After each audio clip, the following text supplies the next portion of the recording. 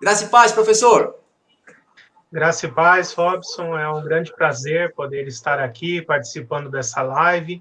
E eu oro a Deus para que ela seja muito edificante, que as pessoas que estão nos assistindo possam ser muito esclarecidas com relação ao que a palavra de Deus ensina sobre esses assuntos. Amém, professor. Primeiramente, assim, eu quero agradecer pela humildade e a presteza que o senhor já atendeu palavra de fé. Quando eu mandei o WhatsApp para o senhor assim imediatamente respondeu, se prontificou, sendo o verdadeiro dulo, servo. Muito obrigado pela humildade. E as pessoas, professor, estão ansiosas para poder conhecer um pouco mais. Quem é o professor Gabriel Porto? Por gentileza, professor. Bom, a minha formação teológica, né, além do bacharel em teologia, eu fiz uma pós em escatologia, um mestrado em escatologia também, para me tornar docente da área. E em 2016 eu concluí o meu doutorado em teologia sistemática, né? Então, atualmente eu sou doutor em teologia sistemática e leciono todas as disciplinas relacionadas à teologia sistemática em alguns seminários aqui da Grande São Paulo, principalmente os seminários batistas, né? Ali no Seminário Batista Livre, eu tenho cadeira cativa em algumas disciplinas, como a escatologia, e nas outras eu vou cobrindo a necessidade aí conforme vai abrindo espaço, né?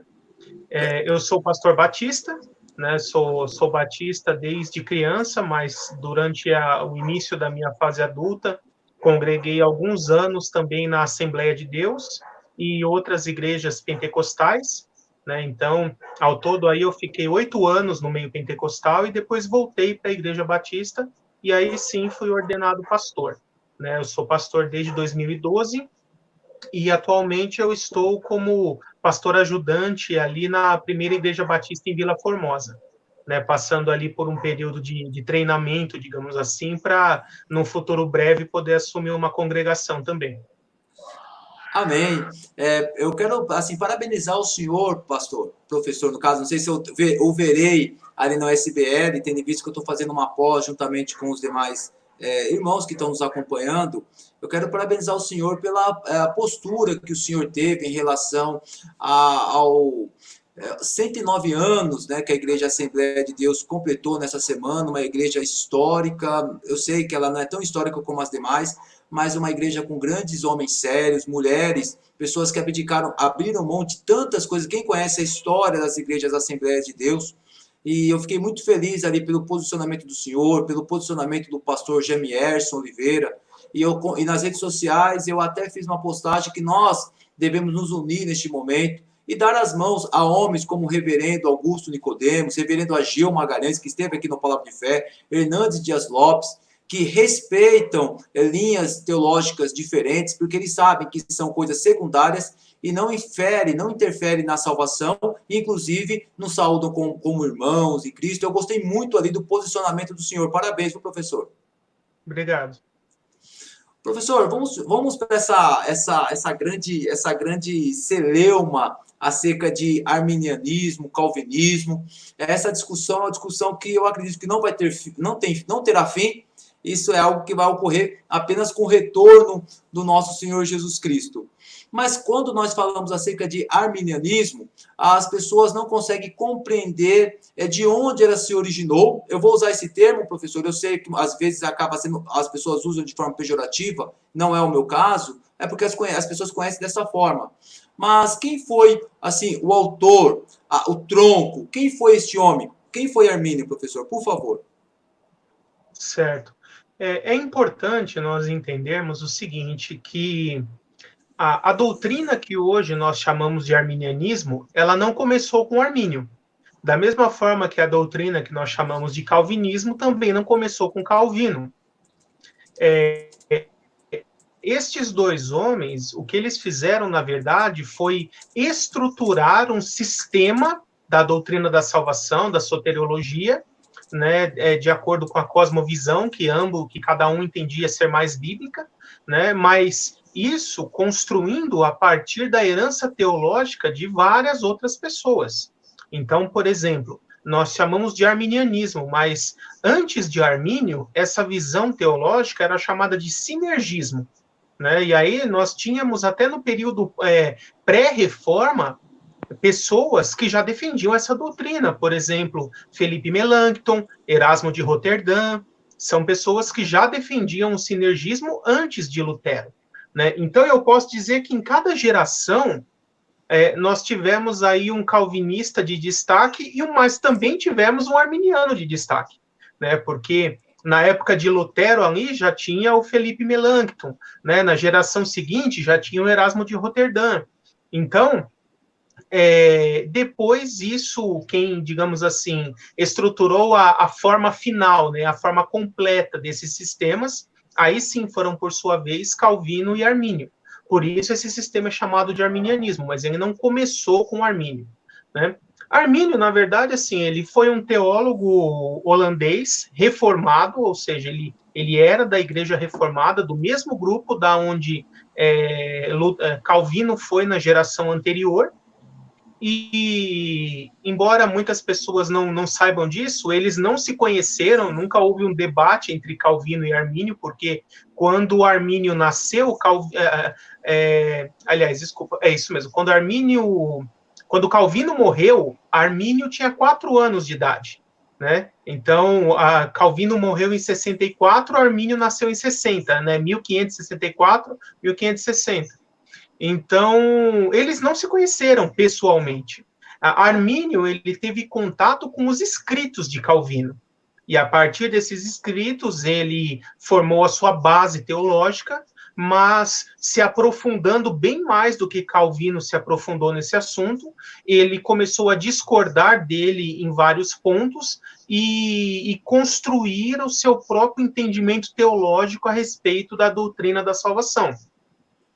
E a Igreja Reformada, já nesse início do século XVI, aí, já, e comecinho do XVII, ela era dividida nesse ponto. Existiam sinergistas e existiam monergistas, né? Mas foi só depois que Armínio morreu que se resolveram convocar um concílio para decidir qual doutrina dessas duas os reformados assumiriam oficialmente. E esse foi o chamado Sínodo de Dort, né? E aí existem várias polêmicas a esse respeito, dando a entender de que não foi um concílio honesto, né, no sentido de dar igual espaço, igual oportunidade, de dar isenção para as duas partes poderem expor seus pontos de vista, e acabou que o calvinismo foi oficializado como a doutrina dos reformados, né, a partir daquele acróstico TULIP, né, os 5 pontos do calvinismo. E, em contrapartida, o grupo dos reformados que não aceitaram isso passaram a ser chamados de arminianos e eles desenvolveram outro acróstico chamado de Factis. Na verdade, o Factis surgiu primeiro, né? O TULIP foi uma resposta contra o Factis, né? Ali no Sínodo de Dort, né? E a partir de então, desde o início do século XVII em diante, existe essa nomenclatura de o antigo monergista, que já vem da época ali de Agostinho para frente, passou a ser chamado calvinista, e o antigo sinergista passou a ser chamado de arminiano. Legal, professor. Eu fico com muito receio em sempre dizer arminianismo, calvinismo para os nossos entrevistados, porque tem todo esse contexto histórico, conversando com alguns irmãos que conhecem, né, com a fundo como o senhor, eles sempre remetem a Agostinho, depois remetem a Paulo, depois remetem a Jesus. São nomenclaturas que atualmente as pessoas entendem. E se falando da nossa atualidade, professor, desse século XXI, as pessoas têm comparado a doutrina arminiana com o semi-pelagianismo. Por qual motivo? Isso é verdadeiro, não é? Ou o arminianismo é muito mais próximo ao calvinismo daquela época do século XVI, professor? Então, eu posso destacar 2 motivos disso.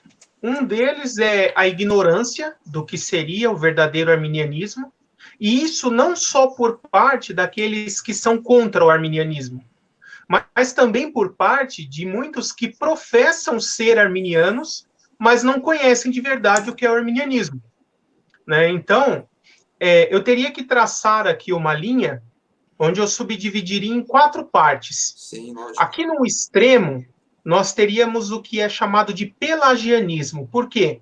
Essa linha de pensamento ela foi desenvolvida por um teólogo cristão, né, britânico, chamado Pelágio, por volta do século IV, depois de Cristo, né? E o que ele dizia? Que não existe pecado original, que o ser humano não herdou nenhuma natureza depravada, e que a mesma condição que ele tem de fazer o bem, ele tem de fazer o mal, e vice-versa, só depende dele escolher. E que, sendo assim, uma pessoa poderia, se ela decidisse firmemente em não pecar, ela poderia não pecar pelo resto da vida, e assim conseguir a salvação pelo seu próprio esforço. Né? A pessoa se achega a Deus sem Deus precisar tomar iniciativa nenhuma quanto a isso. Tá? Isso seria o pelagianismo pleno, digamos assim. E aí, desse extremo, caminhando em direção ao outro lado da linha, existe um segundo pensamento chamado de semi-pelagianismo, né? E esse, infelizmente, é crido e praticado por muitas pessoas que afirmam ser arminianos, mas na prática são semi-pelagianos, né? O que seria isso? Você primeiro dá um passo em direção a Deus, e Deus, em resposta a essa sua fé, em resposta a esse seu esforço, ele dá um passo em direção a você. E aí há esse encontro e a pessoa é salva, né? Mas que a iniciativa seria do ser humano, que Deus, ele atuaria em uma resposta a essa iniciativa de fé da pessoa. Isso é o que nós chamamos de semi-pelagianismo, né? E, infelizmente, muitas igrejas, não só pentecostais, também históricas, algumas pessoas acabam caindo nesse desvio doutrinário, né, dê um passo para Jesus, vá em direção de Jesus, e assim por diante, entendendo que o ser humano teria capacidade de dar esse primeiro passo no processo de salvação. E aí sim seria um processo conjunto de salvação, onde cada um atua uma parte, né? E aí, continuando nessa linha aqui entre as visões, já nesse terceiro ponto, nós temos o arminianismo de fato. O que é o arminianismo de fato?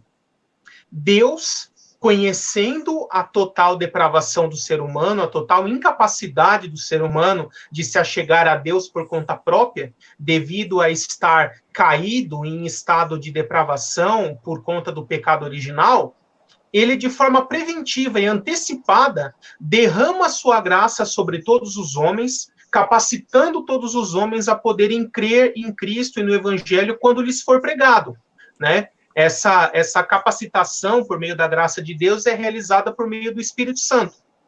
E assim, as pessoas são previamente capacitadas por Deus, todas elas, se tornando capazes de poderem crer e dar uma resposta de fé a essa capacitação. E aí há aqueles que não resistem a essa graça, mas se entregam a ela e respondem com fé ao chamado do Evangelho, Deus os regenera e efetiva a salvação nessas pessoas. Isso é o verdadeiro arminianismo. Quem salva é Deus, a iniciativa de capacitar todos a poderem crer é de Deus, e o ser humano só responde a Deus porque já foi previamente capacitado a isso. Sem essa atuação prévia de Deus, ele não teria condições de corresponder, né? Mas Deus age em todos os homens, porém de forma resistível. Ou seja, as pessoas são capacitadas, mas podem resistir e não crer, tá? E no último ponto aqui da linha, existe o calvinismo. O calvinismo seria o exato oposto do pelagianismo. O pelagianismo diz, o homem faz tudo sozinho para sua salvação. O calvinismo diz, não, Deus faz tudo sozinho para a salvação do homem e o homem não tem participação nenhuma nesse processo. Ele é um agente totalmente passivo nesse processo. Então, o que o calvinismo ensina nesse ponto? Que Deus, de forma incondicional, escolhe alguns homens, elegendo eles para a salvação. Não existe nenhuma diferença entre esses que ele elegeu e os demais homens, né? Por isso que eu costumo dizer que, em termos modernos, isso seria uma eleição aleatória. né? Deus joga ali a moedinha para cima, faz o cara coroa, se der cara, você está eleito, se der coroa, você é reprovado, né? Então, de todos esses homens iguais perante Deus, Deus aleatoriamente escolheria alguns para salvar e o resto para não salvar. E esses a quem ele escolheu, ele derrama a sua graça de forma irresistível, fazendo com que eles creiam sem ter a escolha de não poder crer ou de não crer se não quisessem. Deus não dá essa escolha para eles, eles vão crer de qualquer jeito, né? E aí eles creem, são regenerados, são salvos e mantidos salvos por essa graça de Deus irresistível. Então perceba que desses 4 pontos, né, dessas 4 vertentes da soteriologia, na verdade o arminianismo é a mais próxima do calvinismo, não é a mais distante, né? De lá para cá nós temos calvinismo, arminianismo, semi-pelagianismo e pelagianismo, né? Então, o maior problema está nessa questão aqui do meio, definir o que é arminianismo de verdade e o que é semi-pelagianismo, porque muitas pessoas acabam crendo num semi-pelagianismo, afirmando que isso é arminianismo, quando na verdade não é. Excelente, excelente. Até as pessoas aqui estão colocando aqui, ó, seja bem-vindo, professor, no caso o senhor, porque eu estou aqui todas as vezes, Nathalie Raj, minha esposa, seja bem-vindo para o senhor. Obrigado mais vezes por acompanhar, obrigado. Também está aqui, eu coloquei, ó, misturando tudo, colocar a paz do senhor, pastor. Com certeza segue, né, o senhor. Tem aqui um dos alunos do senhor, professor, o Wilson, tá, lá da SBL. Boa noite, meus amigos, paz. Está conosco também aqui o pastor Alex Santos, graça e paz. O pastor Alex Santos, viu, professor? Já me antecipou uma pergunta que logo eu vou trazer aqui para o senhor. E já quero pedir para as pessoas se inscreverem no Palavra de Fé e nos ajude aqui. As pessoas estão dizendo assim, está quase virando vídeo só. Não, irmãos, aqui é apenas vídeos de grandes homens como o professor Gabriel Porto, homens de Deus, responsáveis, que respeitam linhas diferentes, para que nós possamos crescer dentro deste mundo e assim o reino de Deus avançar. Professor, assim, foi fantástica essa explicação do senhor, sinceramente, a gente ouve falar muito disso, pegando esse gancho. Nós percebemos então que o arminianismo está próximo ao calvinismo. Então não há nenhuma fagulha em responsabilizar o homem pela salvação, porque as pessoas falam que o arminianismo, o homem tem cooperação com a salvação, e isso de fato, então, conforme o que o senhor explicou, não tem sentido, né, professor? Não, porque é o seguinte, mesmo no arminianismo, não é o homem que se salva, é Deus que salva o homem. A diferença básica entre o calvinismo e o arminianismo é que no calvinismo não existe critério nenhum que Deus utilize, nenhum fator que Deus utilize como critério para escolher quem ele vai salvar ou não vai salvar. É uma coisa totalmente aleatória, né? Já no arminianismo, Deus soberanamente ele decreta que irá salvar apenas aqueles que, uma vez capacitados pela graça, respondam com fé à pregação do evangelho. Então, na verdade, não é crer que salva a pessoa não se salva porque creu, mas ela é salva porque Deus soberanamente decidiu usar a fé, a resposta de fé, como um critério para definir quem ele vai salvar e quem ele não vai. Mas quem salva é Deus. A fé que nós manifestamos em Cristo é apenas o critério que Deus determinou para utilizar, para definir quem ele vai salvar e quem ele não vai. Excelente, excelente. E quando a gente se fala de cerca de calvinismo, eles afirmam que a escolha é feita dessa maneira soberana, professor. Ou seja, Deus escolhe soberanamente uns para a salvação e ouvindo vários professores, dos quais eu tive aula, o senhor conhece muito bem, eles dizem que o homem pecado da depravação, eles estão indo um curso normal para o inferno, porque isso é muito normal, porque isso está na essência do homem. Em contrapartida, quando nós vai para o lado do arminianismo, fala acerca da presciência, que Deus prevê, ele conhece todas as decisões que são possíveis que serão tomadas pelas pessoas, ele vai agir nisto. Por quê, professor? E esse tem um texto em Pedro, nas epístolas de Pedro, que fala que Deus é presciente, e os arminianos usam muito esse texto para poder afirmar acerca dessa escolha presciente, dessa previência de Deus, que eles prevê antes, porque alguns calvinistas afirmam que esse texto ele não serve para o assunto soteriológico, professor? Bom, primeiro porque os calvinistas, eles tentam forçar uma definição diferente para os termos, né? Então, eu costumo dizer que é a especialidade do calvinista tentar criar novas definições para palavras que já existem. Então, por exemplo, quando eu falo assim, eles dizem eleição incondicional. Então, se a eleição é incondicional, não há nenhuma condição a ser preenchida. Logo, não há nenhum critério a ser preenchido para que haja eleição. Se não há nenhum critério, ela é aleatória. Então, eu falo, a eleição incondicional, Deus aleatoriamente escolhe alguns para salvar e outros para não salvar. Aí eles falam, não, é incondicional da parte do homem, mas da parte de Deus tem algum critério. Então, não deveria ser chamado incondicional, né? Eles sempre tentam fazer assim. A palavra, na sua etimologia, na sua definição, na sua semântica, quer dizer uma coisa, mas eles tentam fazer você acreditar que quer dizer outra, né? E a presciência é exatamente a mesma coisa. Presciência, né, lá no grego, pró-orizo, né, é dessa mesma raiz que vem a palavra horizonte, né, que você enxerga o horizonte lá na frente. E pró significa à frente, adiante, antecipando, né? Então, Deus antecipa o horizonte, ou seja, ele já sabe como será lá na frente. Isso que é presciência, né? Mas eles tentam mudar a definição de presciência, dizendo que Deus só conhece aquilo que ele determina. Então, ele faz acontecer daquele jeito e por isso que ele sabe, né? E aí eu costumo dizer, isso não é saber, né? É a mesma coisa de, até fazendo uma sátira aqui, né?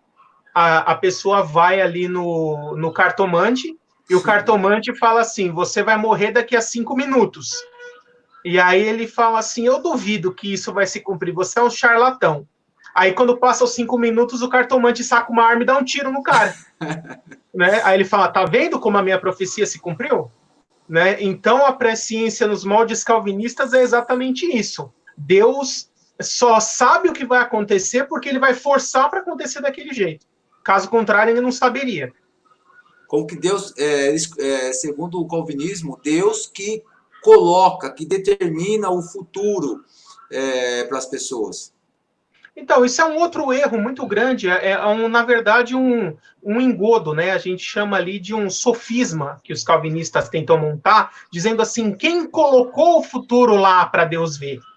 Mas essa definição por si só já está errada, porque o futuro nada mais é do que o tempo. E o tempo não é uma coisa palpável, não é uma coisa que se põe ou se tira de algum lugar. Ele é o resultado natural do fluxo das coisas. Então, o futuro nada mais é do que o fluxo do tempo passando para nós. Né? Então, nesse aspecto, na verdade, Deus já conhece todas as decisões que todas as pessoas do mundo farão durante a sua vida, todos os fenômenos naturais que ocorrerão, e por isso ele sabe exatamente como será o futuro. Não há nenhuma necessidade de que ele force para ser do jeito que ele quer, porque senão ele não seria onisciente de fato. Você concorda comigo que o próprio Satanás ou qualquer outro demônio, se tivesse poder para fazer acontecer do jeito que ele quer, ele teria a mesma presciência que Deus? Sim. A única...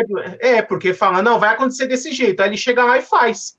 Aí acontece do jeito que ele falou, foi ele que fez. Então isso não é presciência coisa nenhuma. Né? É praticamente trapacear, burlar as regras, né? Então, a presciência divina nada mais é do que uma derivação da própria onisciência divina.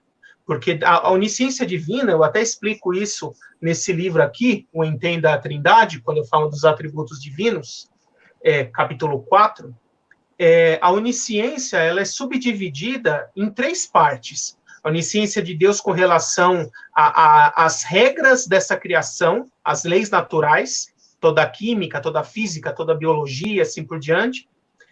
A onisciência de Deus é com relação aos pensamentos e sentimentos das pessoas, então ele sabe o que cada pessoa está pensando e sentindo em todo o mundo ao mesmo tempo. E a presciência de Deus é com relação ao tempo também. Então Deus sabe como foi todo o futuro, sabe como está sendo todo o presente e já sabe como será todo o futuro. E essa onisciência de Deus aplicada ao futuro é o que nós chamamos de presciência. Interessante. Professor, dentro do que o senhor montou, do Tulip, a depravação total, vamos pegar esse primeiro ponto que o calvinismo ele afirma. Como que o arminianismo enxerga, dentro da leitura, da cosmovisão, da percepção que o senhor faz, é semelhante, é igual, tem alguma diferença? Vamos abordar cada ponto. Eu sei que o senhor tem um livro acerca disso, mas vamos abordar primeiro a depravação total. Como que os senhores enxergam a depravação? É da mesmo molde que todos os depravados, que não têm condições, professor? Por favor. Tá. Quando você diz vocês, você se refere aos arminianos em geral ou aos arminianos de 4 pontos, que é o meu caso? Não, estou dizendo o arminiano, aquele clássico, aquele arminiano... Bom, porque na verdade eu perguntei só para tirar uma casquinha, porque dá na mesma, os dois pensam a mesma coisa, tá? Mas, como você disse, nesse livro aqui, né, Homem, Pecado e Salvação, eu trato essas questões, e o capítulo 13, ele chama exatamente os 5 pontos da salvação, onde eu vou explicando ponto a ponto cada um desses 5 pontos, né? Então, o primeiro aí é a questão da depravação. Tanto calvinistas quanto arminianos, eles creem na depravação total. A diferença é que o calvinista, ele crê no sentido intensivo. O que seria isso? O ser humano é totalmente depravado no sentido de intensidade, ou seja, ele é 100% mal, é 100% depravado, né?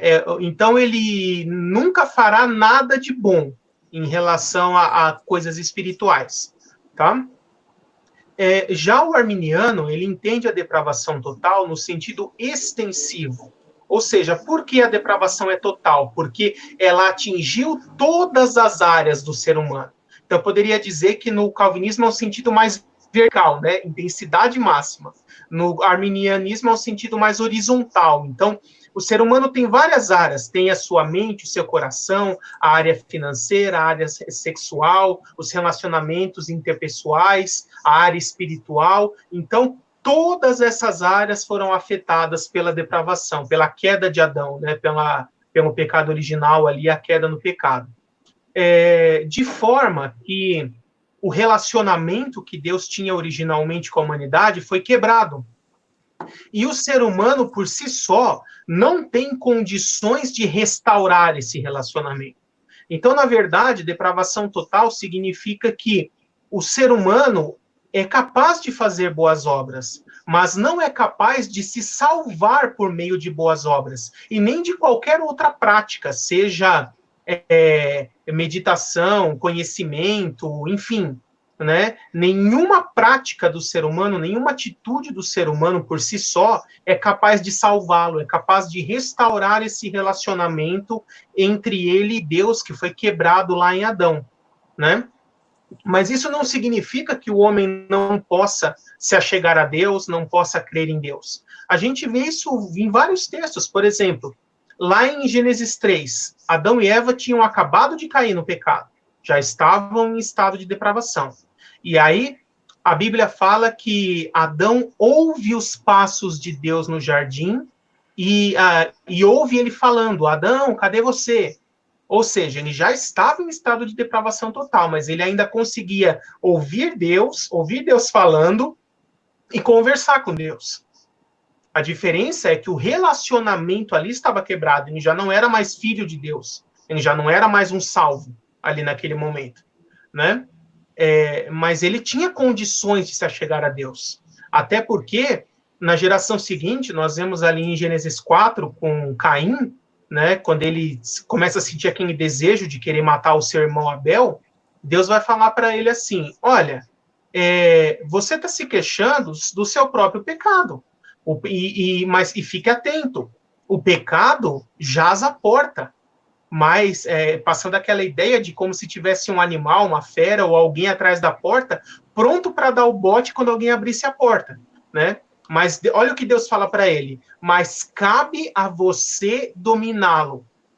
Então ali o que Deus está dizendo? Olha, Caim, você, por causa da queda no pecado do seu pai Adão, vai ter para sempre essa influência negativa, esse ódio, essa vontade de matar dentro de você.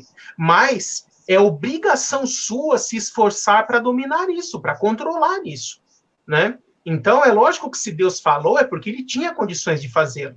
Então, quando Caim mata Abel, não é porque ele foi obrigado a isso, mas é porque ele cedeu aos seus impulsos pecaminosos, né? Também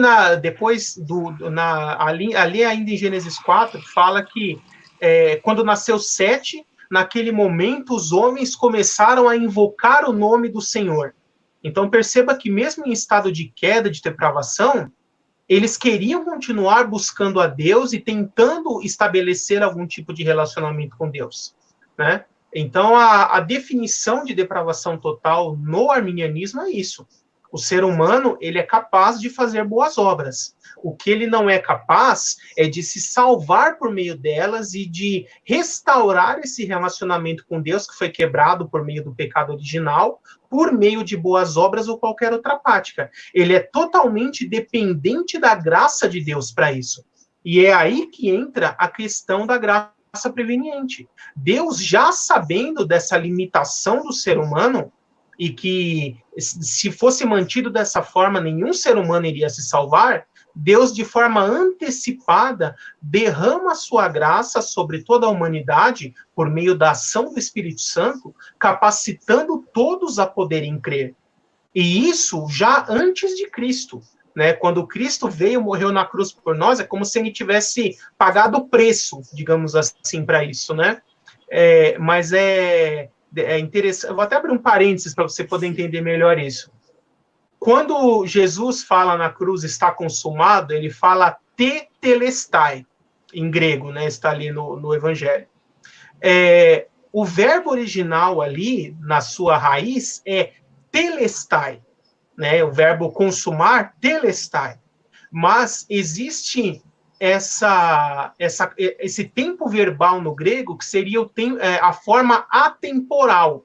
O que é a forma atemporal? Como se pronuncia ela? Você repete a primeira sílaba 2 vezes, né? E é daí que vem o tetelestai, né? Então, o que Jesus quis dizer não é está consumado daqui para frente.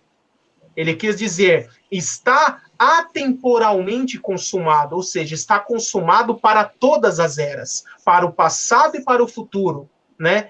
Por meio desse sacrifício na cruz de Cristo, atemporalmente Deus derramou sua graça sobre toda a humanidade. Por isso que desde Adão, Deus já vai derramando a sua graça, né? Mais ou menos fazendo um cheque pré-datado que Cristo ia saldar lá na cruz, né? E nós vemos isso ainda no Antigo Testamento, mais à frente ali em Gênesis 6, diz o quê? Deus falando, o meu espírito não contenderá mais com os homens, por isso viverão 120 anos, depois virá o dilúvio. Então veja, ali, período pré-diluviano, o Espírito Santo já estava atuando nos corações dos homens, contendendo com eles, tentando levar eles ao arrependimento, convencendo do pecado, da justiça e do juízo, por meio da graça de Deus. Mas o ser humano é capaz de resistir a isso e permanecer em sua incredulidade, como aquela geração pré-diluviana permaneceu e por isso foi destruída. É interessante porque o Senhor já, me parece, isso fica muito claro nas palavras do Senhor, que Deus ele já estava agindo previamente desde a época da eternidade, quando ele fala que o filho já estava morto. Então essa atitude de Deus, essa antecipação de Deus responde questões como tem ali em Atos, que quando Paulo foi pregar, e as pessoas que já estavam determinadas, pré-determinadas para a salvação, é porque Deus sempre age de uma forma... Fica muito fácil para responder questões como estas. Eu sempre falo que entender a presciência de Deus é a chave mestra para você poder destravar qualquer questão soteriológica, né? Então, quando você entende que Deus, lá na eternidade, desde antes de criar o homem, ele já sabia que o homem cairia em pecado, que necessitaria ser redimido, que para isso Cristo teria que vir morrer na cruz, para o perdão dos nossos pecados, para que a graça de Deus fosse derramada sobre toda a humanidade, e Deus, assim, já determinou, já decretou que aqueles que, uma vez capacitados, crescem em Cristo, seriam salvos, seriam eleitos para a salvação. Então, perceba que essa questão a gente já está emendando no segundo ponto, o ponto da eleição, porque você disse muito bem, Apocalipse 13, verso 8, e também 17, verso 8, diz que o Cordeiro foi morto desde a fundação do mundo. O que significa isso? Já estava nos planos de Deus, no plano da redenção, elaborado pela Trindade, de que Cristo teria que morrer pelos nossos pecados desde antes desse mundo ser criado. Mas, mais ou menos assim, a Trindade, vou falar assim, de uma forma mais metafórica, né? A Trindade sentou na mesa, colocou toda a questão na mesa e falou, e aí, vamos fazer? A minha parte é essa, a sua é essa, a sua é essa. E os três unanimemente falaram, tá bom, vamos fazer. Né? E aí eles deram início à criação já com tudo isso antecipado. Né? Eu costumo dizer que nada pega Deus de surpresa, Deus não precisa de plano B, ele só tem plano A, porque ele já conhece todo o futuro. Né? E aí, entrando já um pouquinho na questão da eleição, que já seria o segundo ponto aí, né? Perceba que esse mesmo texto de Apocalipse 13, 8 e 17, 8, diz também que o livro da vida, ou também chamado de livro do Cordeiro, que é o livro que tem os nomes daqueles que Deus elegeu para a salvação, ele já foi escrito desde a fundação do mundo. Ou seja, Deus não escreve o nome da pessoa no livro da vida na hora que ele se converte. Eu lembro que nos meus primeiros anos lá de evangelho, a gente é ensinado de que quando deve fazer uma oração com alguém para a pessoa entregar a vida para Jesus, a gente vai falando aos poucos, a pessoa repete, né? E a gente era ensinado a dizer assim, Senhor, escreve o meu nome no livro da vida. E eu fiz isso por alguns anos, né? Estava errado, mas estava na ignorância, né? Depois que eu vi textos como esse, eu falo, peraí, mas já está escrito desde a eternidade. Então, eu acho que se Deus quisesse falar do céu naquela hora, ele me dizia assim, meu filho, eu não preciso escrever, já está escrito desde a eternidade, porque eu já sabia que nesse dia, nessa hora, nesse minuto, essa pessoa iria entregar a sua vida a Cristo. Por isso eu já escrevi lá atrás. E ele já é um eleito para a salvação. Né? Então, essa que é a eleição segundo a presciência. Deus, conhecendo todo o futuro, ele já sabe exatamente quais serão as decisões e atitudes que cada pessoa irá tomar durante toda a sua vida. E sendo assim, ele já sabe quem vai crer em Cristo, né, quem livremente, né, uma vez capacitado pela graça de Deus, irá não resistir a essa graça e crer em Cristo e no Evangelho, e quem irá permanecer resistindo a essa graça e permanecer em sua incredulidade. E estes a quem Deus já sabe que vão crer, ele elegeu para a salvação. Estes a quem Deus já sabe que não vão crer, ele não elegeu. Ou poderíamos até dizer, elegeu para perdição, mas com base na atitude da própria pessoa, e não em um decreto arbitrário, como os calvinistas defendem, né? E eu já posso estender essa questão, eu não vou entrar muito em detalhes agora, eu vou deixar para a hora certa. Mas vamos perceber um pouquinho. Deus não conhece a vida da pessoa só até o momento que ela se converte. Deus conhece tudo o que vai acontecer depois, até o fim da vida da pessoa. Então, Deus já sabe quem vai crer e perseverar nessa fé até o fim. E Deus já sabe quem vai crer até um certo nível, mas não irá perseverar e irá abandonar essa fé.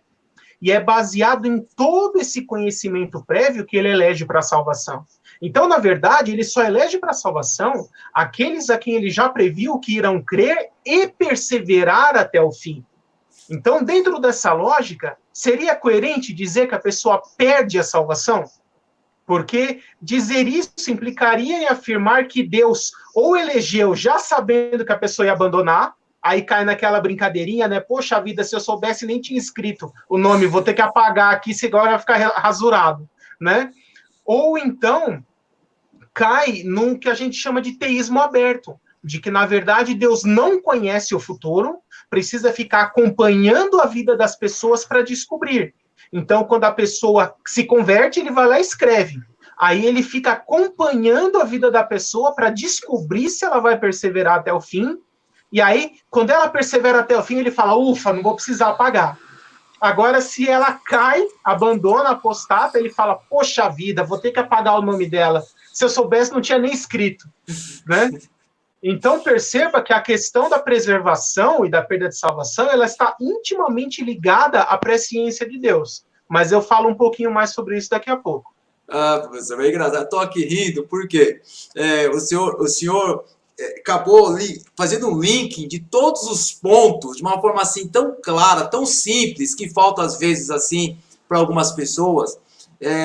As pessoas sempre perguntam para mim, né, tô iniciando, né, o senhor já está meu professor, tudo. Então, quando a gente começa lá, faz a graduação, após, agora no mestrado, a pessoa fica assim, calvinismo ou arminianismo? Eu sempre falo assim, eu sou neutro, porque às vezes o que falta para as pessoas é essa simplicidade para poder explicar, e quando a gente tenta dizer assim, não, o meu posicionamento é esse, aí a pessoa fica chateada, porque não tem explicações tão simples e objetivas como a do senhor fez. Quer ver um exemplo que o senhor falou uma coisa bem interessante acerca dessa eleição incondicional? Ela é condicional ou não é condicional? O senhor já respondeu, mas para poder ficar num trecho aqui deste vídeo, qual que é a diferença, basicamente, para as pessoas? Mas, assim, é muito fantástico, porque já tem uma pergunta aqui do Alex, vou colocar aqui para o senhor, ó. Por isso que eu estava rindo, é que ele coloca aqui, ó. É possível perder a salvação? No momento que o senhor estava no momento que o senhor estava respondendo. Mas podemos separar em partes. O senhor pode falar acerca dessa eleição, se ela é incondicional, se ela tem condição? Por favor, professor, é por isso que eu estava rindo. Então, o calvinista, ele crê que a eleição é totalmente incondicional. Sim. Ou seja, que não há nenhum critério por parte do ser humano para que Deus o escolha ou não escolha, né? E aí eles costumam dizer assim, Deus elegeu segundo o beneplácito da sua vontade, como diz lá em Efésios, né?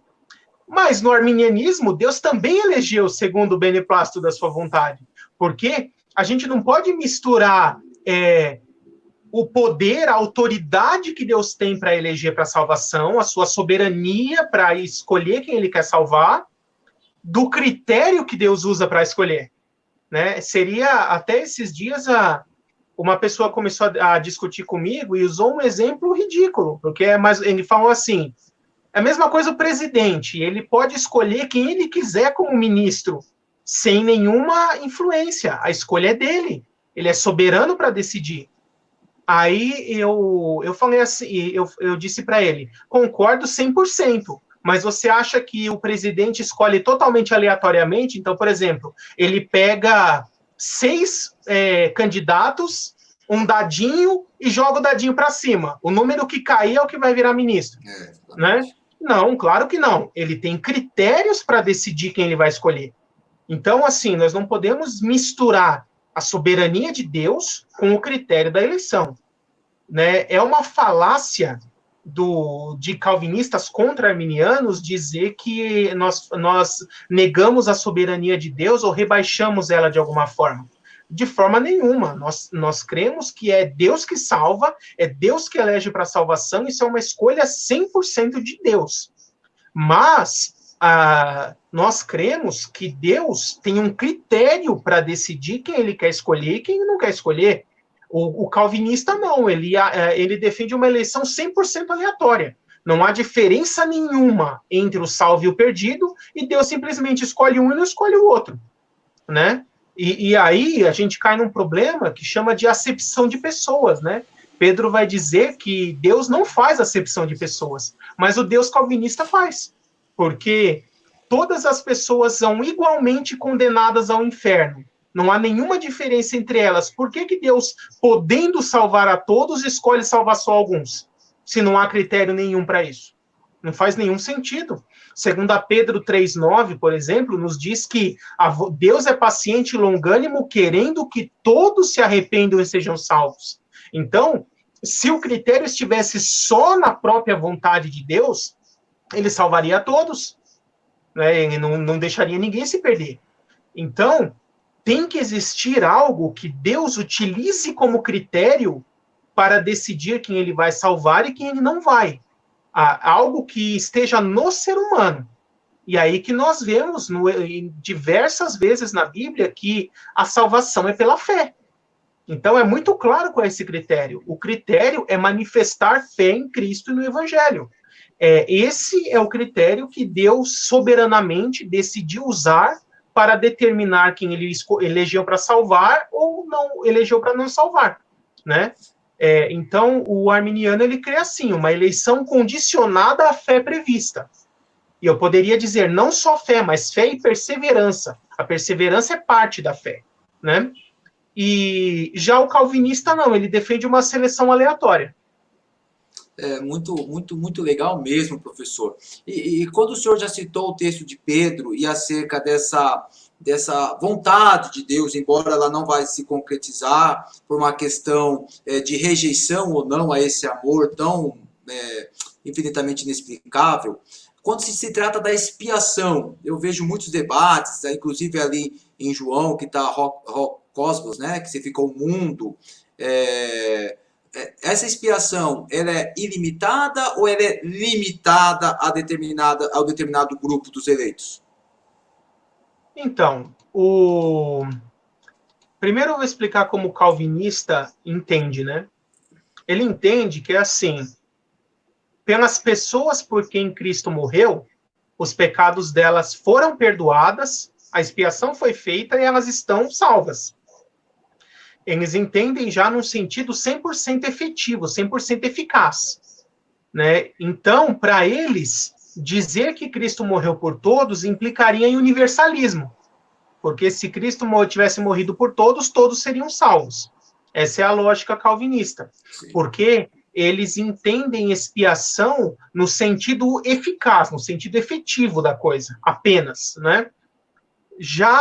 Então, seria o seguinte: aqueles a quem Deus escolheu aleatoriamente para salvar, elegeu para salvar, Cristo vai morrer só por esses, perdoar os pecados só desses, e aí esses a quem foram perdoados os pecados, a graça de Deus irá atuar de forma irresistível, fazendo eles crerem de qualquer jeito sem ter escolha.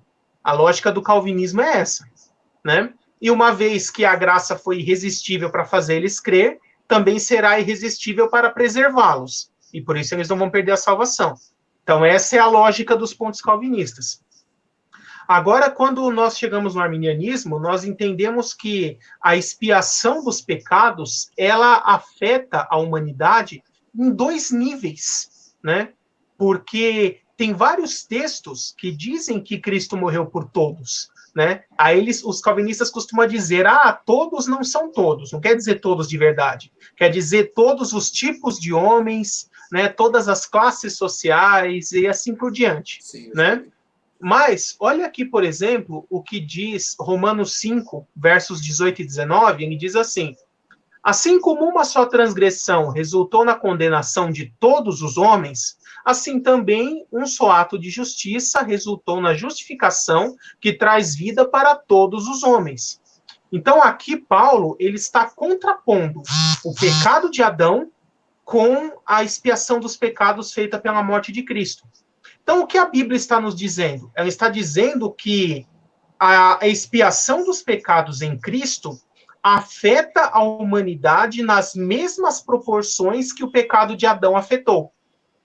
Então, se você afirma que o pecado de Adão afetou a todos, obrigatoriamente você vai ter que afirmar que a expiação de Cristo também afetou positivamente a todos, né? Da mesma forma que a queda de Adão afetou negativamente, né? Então, a única forma lógica de você poder explicar esse texto, né? Ou você diz que se o pecado de Adão afetou a todos, então o sacrifício de Cristo também afetou a todos. Agora, se você vai dizer que o sacrifício de Cristo só afetou positivamente alguns, você vai ser obrigado, por meio dessa analogia, a dizer que o pecado de Adão também afetou só alguns, e não a todos, o que a gente sabe que não é verdade, né? Então, textos como esse nos obrigam a dizer que a expiação dos pecados em Cristo afetou a humanidade de alguma forma, né? Mas isso não significa que ele vai salvar efetivamente a todos,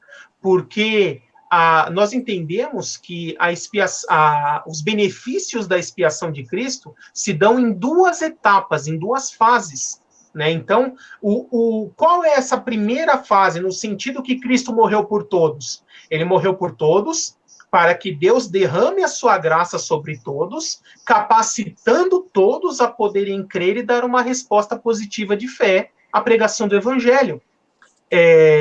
E nós temos textos bíblicos muito claros quanto a isso. Olha, por exemplo, aqui, 1 Timóteo 4,10, né? Porque temos colocado a nossa esperança no Deus vivo, o Salvador de todos os homens, especialmente dos que creem.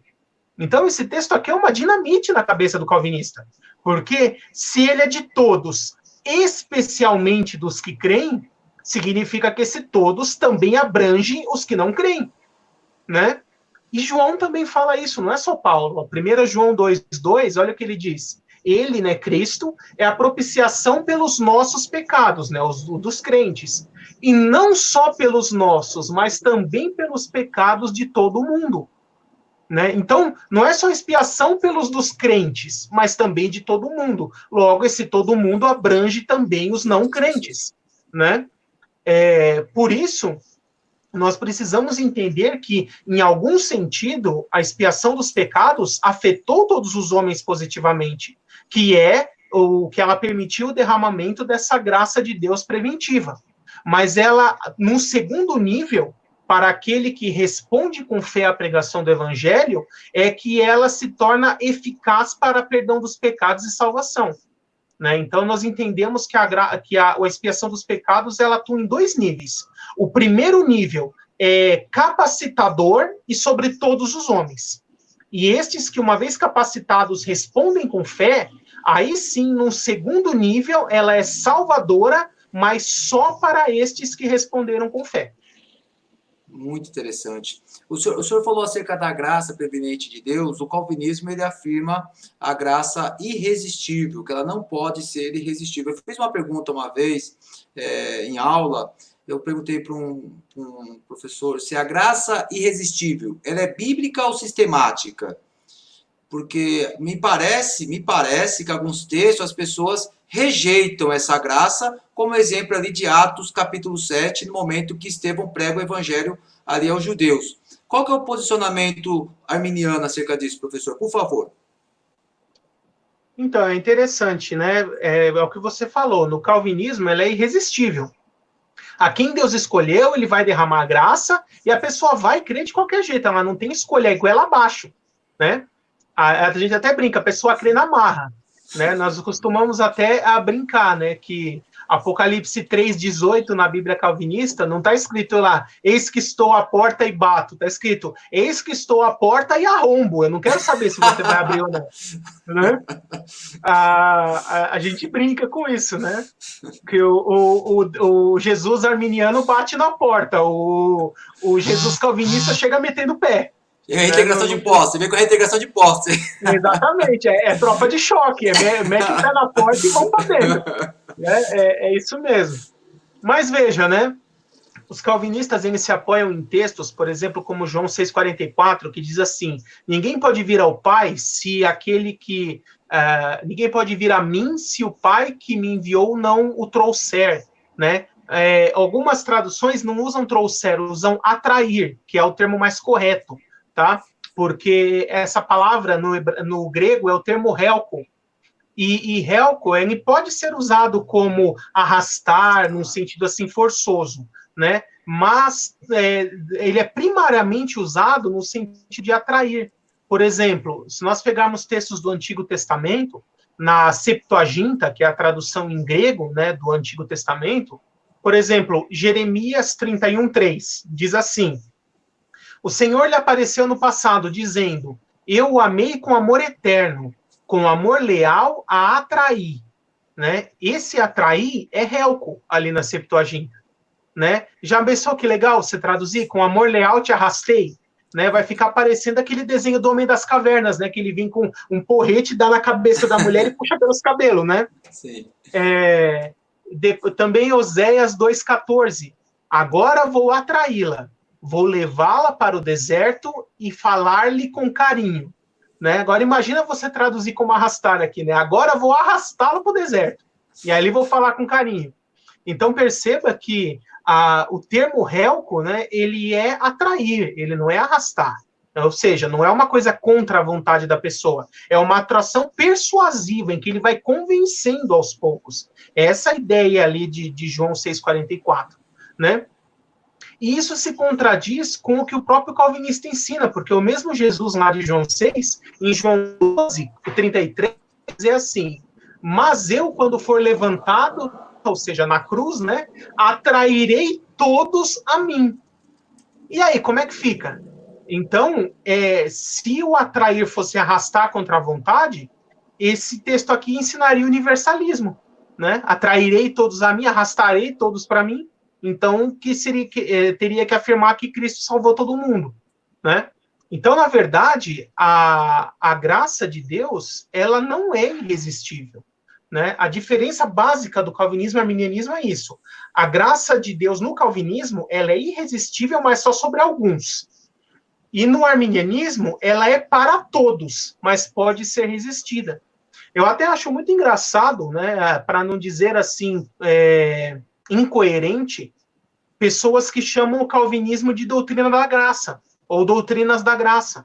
Porque se você for ver, o arminianismo ensina muito mais a graça e tem uma graça muito mais abundante do que o calvinismo. Porque o calvinismo é uma graça só para alguns eleitos. O calvinismo, aliás. E o arminianismo não, é uma graça para todos, e uma graça em vários níveis. É graça capacitadora, graça salvadora, graça preservadora, graça transformadora. Então, a verdadeira doutrina da graça, porque ensina e fala sobre a graça, é o arminianismo, não é o calvinismo. Né? Então, eu poderia dizer vários textos, né? Por exemplo, Mateus 23:37, né? Jesus chega lá em Jerusalém e diz assim: Jerusalém, Jerusalém, você que mata os profetas e apedreja os que lhes são enviados. Quantas vezes eu quis proteger vocês da mesma forma que a galinha protege os pintinhos embaixo das asas, mas vocês não quiseram, e por isso a casa de vocês ficará desolada. Então, olha o conflito aqui. Jesus é Deus. Então, sendo Deus, ele está dizendo assim: povo de Jerusalém, eu quis salvar vocês, mas vocês não quiseram. E qual foi o resultado disso? Não estou nem aí, vou salvar na marra? Não. Como vocês não quiseram, vocês vão perecer. E a casa de vocês ficará desolada. Então perceba que o próprio Deus respeita a decisão do ser humano em não querer a Cristo. E a sofrer as consequências dela. Né? Tem esse de Atos 7, que você já leu, né? Tem também um texto aqui de Lucas 7:30. Olha o que Lucas 7:30 diz. Mas os fariseus e os peritos da lei rejeitaram o propósito de Deus para eles, não sendo batizados por João. Então, peraí. Deus tinha o propósito de que os fariseus crescem, mas eles quiseram rejeitar. Rejeitaram, não creram e não foram batizados. Né? João 5, 39 e 40, né? Falando também dos fariseus, dos escribas. Vocês estudam cuidadosamente as escrituras, porque pensam que nelas tem a vida eterna. E são as escrituras que testemunham a meu respeito. Contudo, vocês não querem vir a mim para ter vida. Então, mais uma vez, Jesus falando, ó, por que vocês não têm vida? Porque vocês não querem vir até mim. Se quisessem, teriam. Né? Tem esse próprio texto de Atos 7, que você citou, né? E isso é muito claro, tem que ter uma resposta humana e essa resposta tem que ser livre. Para ser livre de verdade, a pessoa tem que ter a opção de não querer, de dizer não, não quero, não vou crer. Senão, não seria uma resposta, seria um instinto, né? Então, a vontade de Deus é que todos sejam salvos. Mas para que a justiça de Deus se cumpra, ele estabeleceu um critério. E esse critério é manifestar fé em Cristo. Aqueles que cumprem esse critério, ele salva. E aqueles que não cumprem, mesmo querendo que eles se arrependessem e fossem salvos, Deus permite que eles permaneçam na incredulidade e sofram a condenação consequente disso, né? Impressionante. Eu coloco, até algumas pessoas colocaram aqui, professor, agora o Wilson colocou sensacional, eu até tinha colocado antes. A Andréia também colocou aqui, ó, maravilhada. Uma explicação realmente assim, muito simples, muito objetiva por parte do senhor. Chegaram aqui também alguns irmãos, Andréia Silvério, Deus abençoe. Professor Wilson, nosso professor de filosofia, Deus abençoe. Está conosco também aqui o Alex, um presbítero da Brasil para Cristo. Marcos, seja bem-vindo, Alex. Bom estar contigo. Também aqui o nosso professor de hebraico, Eduardo Fernandes Estocheiro. Já esteve aqui no Palavra de Fé, no professor de hebraico ali do SBL, um grande amigo. Falou, cheguei agora, já tinha colocado alguns minutos. Professor, eu percebo muito nas palavras do senhor, bem como também de outros que defendem a doutrina arminiana, como o meu professor atual, agora no seu último semestre, lá no mestrado, o doutor Vailate, os senhores nunca desassociam a soberania da presciência. Eu vejo sempre o senhor falando, ele escolhe dentro da soberania, ele escolhe dentro da soberania. Os senhores trabalham de uma forma bastante comum, interligadas, tanto a soberania como a presciência. Não são dois atributos antagônicos quando se trata de soteriologia, né, professor? Não, pelo contrário. Inclusive, em todos os cursos que eu dou, eu sempre, obrigatoriamente, ensino a teontologia antes de ensinar soteriologia. Né? Não é à toa que na coleção Teologia Fácil dos meus livros, o Entenda a Trindade é o volume 1, né? Aqui, ó. Né? E depois o Homem, Pecado e Salvação vai ser o volume 2. Por quê? Eu percebo que o motivo maior, principal, do erro que os calvinistas cometem na interpretação das escrituras é não entender o caráter de Deus. Eles acham que para Deus ser soberano, ele tem que ser mau, ele tem que ser injusto, ele tem que ser ditador, ele é aquele chefão que diz assim, eu dito as regras e não estou nem aí, ninguém pode ir comigo, e o que eu falo é lei e ninguém pode me questionar. Né? O Deus calvinista é isso, é um Deus ditador, né? Agora, quando nós entendemos as Escrituras, nós vemos os atributos divinos, né? No Entenda a Trindade, eu tenho um capítulo inteiro só sobre os atributos divinos, que é o seguinte, toda vez que uma teontologia, ou seja, um entendimento a respeito de Deus, tenta colocar um atributo acima dos outros, vai gerar entendimentos distorcidos. Então, por exemplo, o que é o universalismo? O universalismo coloca o amor de Deus acima dos outros atributos. Então, assim, ele é justo, ele tem que punir. Ele é santo, ele não pode conviver com o pecado. Mas o amor se sobrepõe a tudo isso, e por isso ele vai salvar todo mundo. Né? O universalismo ensina isso. E o calvinismo, ele coloca a soberania acima de todos os outros atributos. Então, Deus tem que ser mais soberano do que ele é justo, do que ele é amoroso, do que ele é bom e assim por diante. Quando, na verdade, a teontologia correta, equilibrada e saudável, ela nos ensina que Deus tem 12 atributos, né? Alguns subdividem, alguns autores de teologias temáticas colocam 14, mas eu prefiro 12, 6 naturais e 6 morais, né? E Deus, em tudo que ele faz, em tudo que ele age, em tudo que ele é, ele sempre irá usar todos os seus atributos ao mesmo tempo e na mesma intensidade. Então, por exemplo, aquela expressão que a gente ouve muito, Deus é amor, mas também é justiça, como se fossem coisas opostas. Isso está errado. Você deveria dizer, Deus é amor e é justiça, e é bondade, e é verdade, e é santo, e assim por diante. Em tudo que Deus faz, em tudo que Deus é, ele sempre irá exercer todos esses atributos no mesmo nível, na mesma intensidade. E por isso que o arminianismo é a proposta mais bíblica, porque ele consegue manifestar o amor de Deus na mesma intensidade que manifesta a sua justiça, que manifesta a sua bondade, que manifesta a sua santidade, e assim por diante. Deus, no arminianismo, nunca nega nem rebaixa nenhum de seus atributos, ele sempre manifesta tudo igual. É interessante. Inclusive, deixa eu até mostrar aqui. Fiz um trabalho recentemente, professor, de Les Nieuwenhuis, que fala sobre, deixa eu pegar aqui, isto, Sociedade Pluralista, em que o autor, deixa eu pegar aqui, ó, o autor, ele desassocia a justiça com o amor. Ele disse que ainda bem que Deus nos escolheu por amor e não por justiça, senão nós estaríamos perdidos. Eu usei um capítulo da minha tese para contrapor o escritor, com todo respeito, obviamente, porque eu entendo também que os atributos de Deus, eles se convergem, trabalham juntos, e na cruz estavam juntos justiça, amor, a graça, enfim. Eu concordo com o senhor, porque quando acaba desassociando as coisas, parece que potencializa outra. Eu também não sigo muito essa linha. E perceba, olha que interessante, um dos atributos de Deus é o quê? A imutabilidade. Ou seja, Deus é imutável.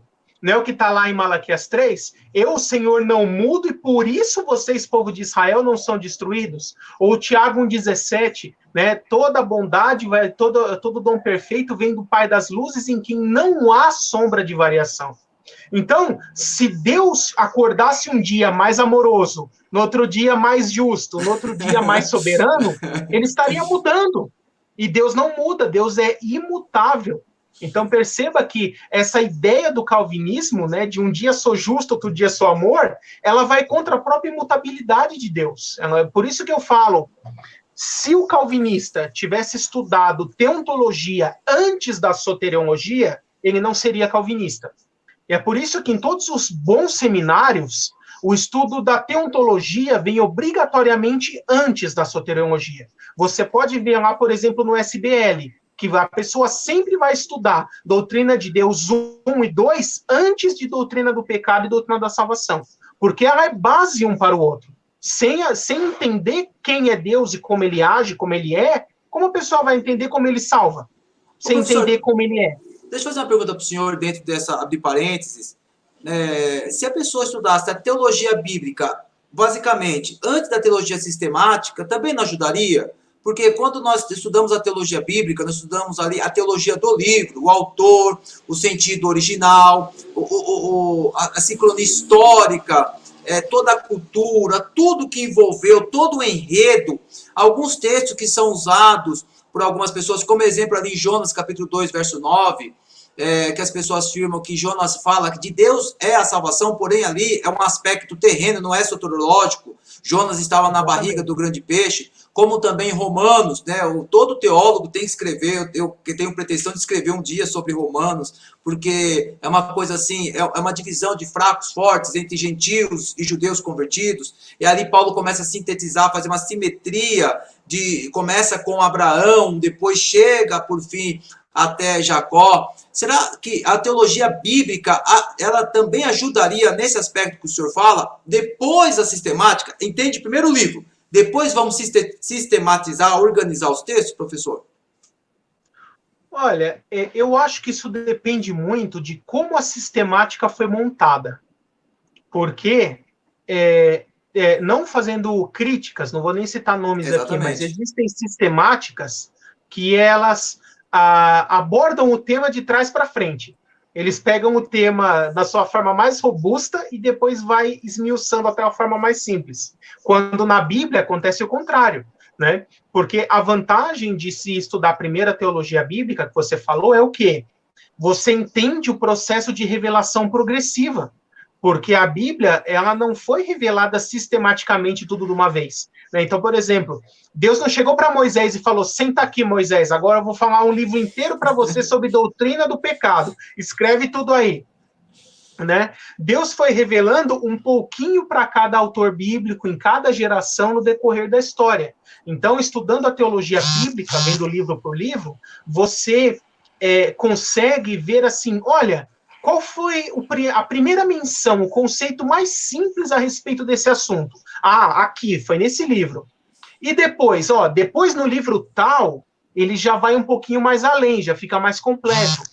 Nesse outro livro aqui, ele já fica um pouquinho melhor. E aí, quando chega no Novo Testamento, aqui em João, por exemplo, ele já tem uma forma mais completa, né? Então, o legal da teologia bíblica é isso, é você ir entendendo o processo de revelação progressiva das Escrituras. Mas, se a sistemática for bem feita, ela pode unir as duas coisas. Então, por exemplo, o pessoal costuma perguntar assim, a sua coleção é uma teologia sistemática? Eu costumo dizer assim, eu prefiro chamar a minha coleção de uma teologia bíblica sistematizada. É verdade. Porque dá a impressão de que a teologia sistemática não é bíblica, né? A teologia é bíblica ou é sistemática? A sistemática também é bíblica. A única diferença é que ela aborda por temas. Ela pega um tema, então ela vê, vamos ver tudo o que a Bíblia fala sobre aquele tema. E aí você pega todos os textos e vai conciliando e harmonizando para destrinchar aquele tema. Então, por exemplo, eu nos meus livros, o que eu faço? Eu sempre, quando eu vou pegar todos os livros sobre um assunto, eu pego todas as citações bíblicas daquele assunto e vou colocando numa ordem cronológica de revelação. Então eu começo, olha, no Antigo Testamento, o primeiro texto que fala disso é tal coisa, olha, ele nos diz isso. Mais à frente, outro texto já completa um pouquinho mais, revelando tal coisa. Então, eu trato de forma sistemática, mas obedecendo o princípio de ensinar para o leitor o processo de revelação progressiva das Escrituras. Então, eu acabo somando o que tem de melhor na teologia bíblica e na teologia sistemática num estudo só. Né? Por isso que eu nem sei se existe essa definição, né? Talvez eu seja meio pioneiro nisso, mas o meu material é isso, é uma teologia bíblica sistematizada. Porque a minha base é totalmente a Bíblia e eu sistematizo por assuntos. Seria um bom tema para o próximo livro. O professor, seguindo aqui para o nosso último ponto, acerca da perseverança dos santos, o senhor já fez uma palhinha, tudo, mas a perseverança dos santos sob a cosmovisão arminiana, como que ela é? O calvinismo tem uma ideia que Deus vai perseverar, é Deus que faz essa ação dessa perseverança para todos os eleitos, no caso. Já na perspectiva arminiana, como que ela é formulada, professor? Por favor. Como você falou, no calvinismo, da mesma forma que a pessoa é convertida na marra, ela é preservada na marra, né? Então, não tem perda de salvação. No arminianismo clássico, né, aí eu preciso primeiro definir o que é arminianismo clássico. O arminianismo clássico seria do pessoal que estruturou o Factis, né, os discípulos de Armínio. Eles defendem a perda de salvação, mas aí entra nessa questão. Como conciliar a eleição segundo a presciência com a ideia de perda de salvação? Porque, de fato, a Bíblia tem vários alertas e várias exortações para que nós perseveremos na fé, né? Mas, entendendo que Deus elege segundo a presciência, ele já sabe quem vai perseverar e quem não vai. Então, como juntar essas duas coisas? Aí eu posso dizer que o arminianismo clássico juntou de um jeito e o arminianismo de 4 pontos juntou de outro. Mas, primeiro, eu preciso explicar o que é um pseudo-arminianismo. Né? Ou seja, da mesma forma que tem um monte de gente que crê num semi-pelagianismo e acha que é arminianismo, com essa questão da perda de salvação, tem muita gente que crê num sistema, acha que aquilo é arminianismo, mas na verdade não é. Então, aquele negócio de qualquer pecado que a pessoa comete, naquela hora ela já perdeu a salvação. E enquanto ela não orar a Deus, não pedir perdão, ela não está salva. Então seria mais ou menos assim. Acordei de manhã, aí, vamos supor, tomei o café da manhã, acabei chutando o pé da mesa, doeu o dedinho, falei um palavrão, aí não estou mais salvo. Né? Meu Deus, me perdoa, agora eu estou salvo de novo. Aí, peguei o carro, fui trabalhar, um cara me fechou, eu xinguei o abençoado. Aí eu não estou mais salvo de novo. Aí eu tenho que chegar no serviço, orar, pedir perdão. Aí eu estou salvo de novo. Então perceba quantas vezes no dia eu perdi a salvação e ganhei de novo, né? Aí imagina o anjo doido lá no céu. Escreve, apaga, escreve, apaga, escreve, apaga, né? Essa ideia nem o arminianismo clássico crê. Exatamente. Por isso que eu chamo de pseudo-arminianismo. O que é o verdadeiro arminianismo clássico? Defendido, por exemplo, pelo Carlos Vailate e tantos outros de renome, o próprio Jamierson Oliveira. Né? Eles tentam fazer assim. Eles subdividiram 2 tipos de salvos. Então, um que eles chamam só de crentes e outros que eles chamam de eleitos. Esse primeiro grupo, os eleitos, são aqueles a quem Deus já previu que irão crer e perseverar na fé até o fim. Então, estes não vão perder salvação, porque Deus já previu que eles vão perseverar até o fim, a presciência de Deus não falha, então eles perseverarão até o fim, e não perderão salvação. E por isso, os nomes destes aqui estão no livro da vida. Esse outro grupo aqui é aqueles que Deus já previu que irão crer até um certo nível, mas vão abandonar a fé em um determinado momento de suas vidas. Esse daqui, o arminianismo clássico não chama de eleitos, chama de crentes. São aqueles que serão temporariamente salvos. Serão salvos por algum tempo, mas o fim da vida deles é perdição, não é salvação. Tá? Então, a forma com que o arminianismo clássico tentou resolver essa questão de como conciliar eleição baseada na presciência com a perda de salvação foi criando 2 tipos de salvos. Um permanente e um temporário, tá? E esse permanente eles chamam de eleito, e esse temporário eles chamam só de crente, né? E os próprios textos de Armínio não são muito claros quanto a isso, né? Alguns textos de Armínio não criam em perda de salvação, outros sugerem, ele cria, então, para tentar conciliar isso, criar esses 2 tipos de salvos, né, que o próprio Armínio chama de eleitos e crentes, né, e aí ele fala, um eleito não perde salvação, mas o crente perde, né, e outros dizem que ele cria que se perdesse a salvação, não poderia recuperar, né, e um grupo dentro do arminianismo, né, que aí eu vou explicar melhor daqui a pouco, tá? E assim, dentro dessa visão arminiana de 5 pontos, vou chamar assim, porque o termo clássico pode gerar confusões, né? Então, existe essa questão de criar 2 tipos de salvos, um permanente e um provisório. Aí, existe uma outra questão relacionada a essa. Quem perdeu a salvação tem condição de recuperar a salvação ou não? Né? Então,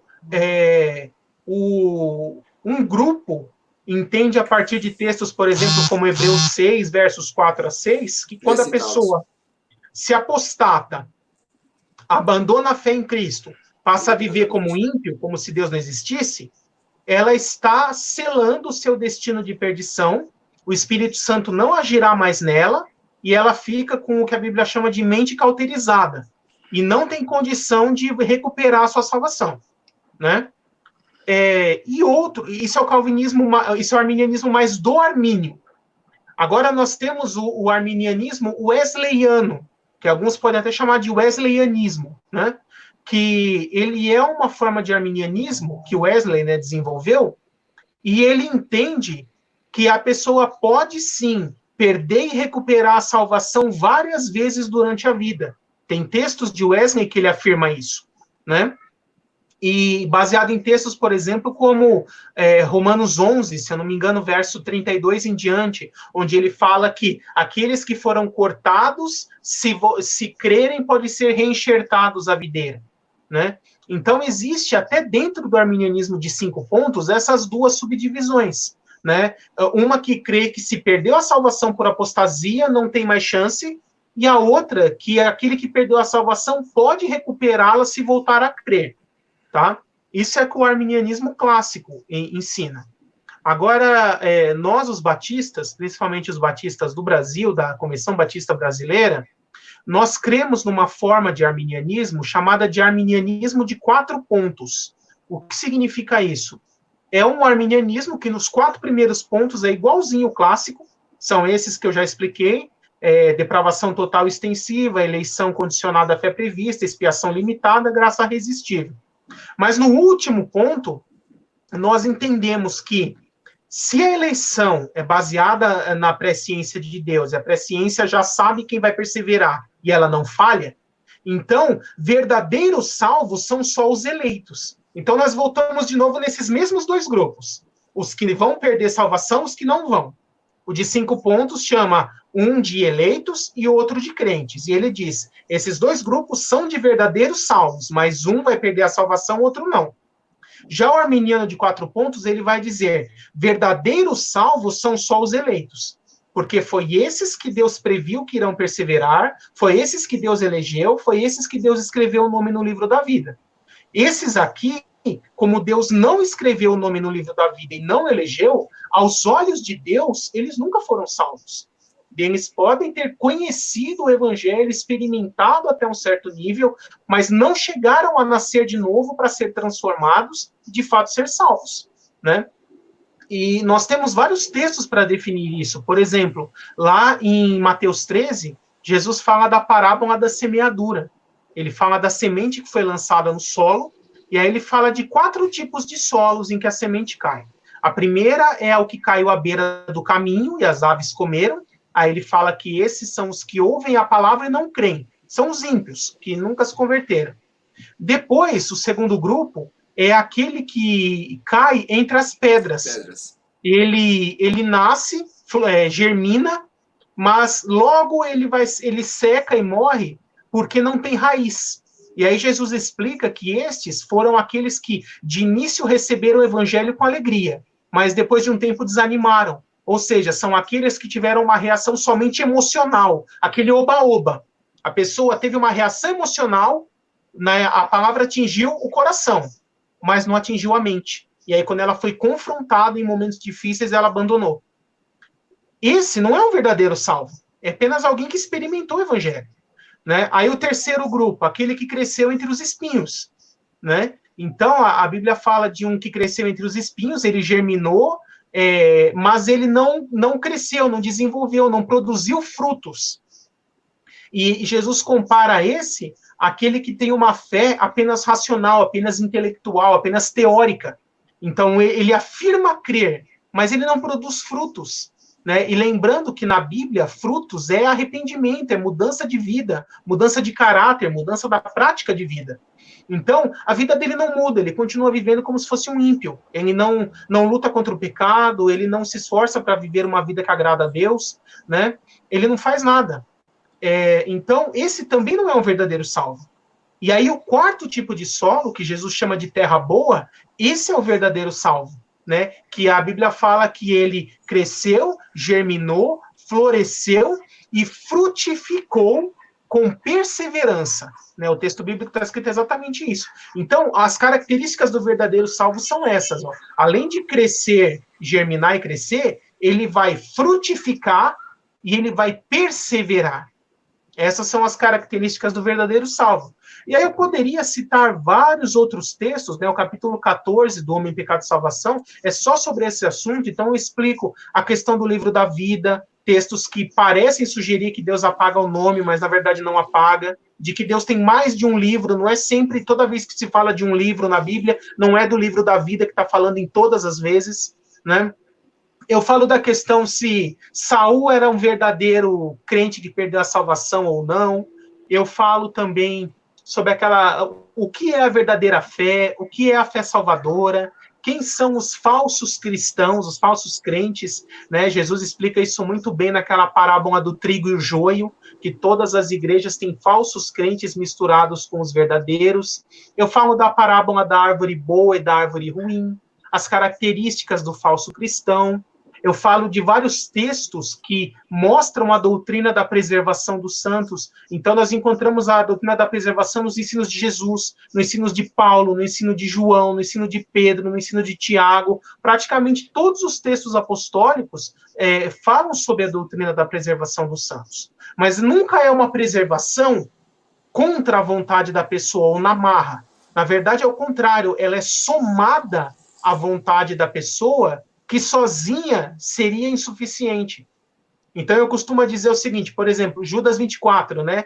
Aquele que é poderoso para nos impedir de cair, a ele seja dada toda a glória, a honra e poder, amém. Aí, como assim Deus pode nos impedir de cair? Quer dizer que se eu tentar pecar, Deus não vai deixar? Não, é o contrário. É quando eu não quero pecar, mas não tenho forças em mim mesmo para resistir sozinho. E aí, eu costumo dizer mais ou menos assim, imagina que a pessoa tem que pular sob um abismo, de um lado para o outro. Então, ela vem correndo com todas as suas forças e pula o mais forte que ela puder.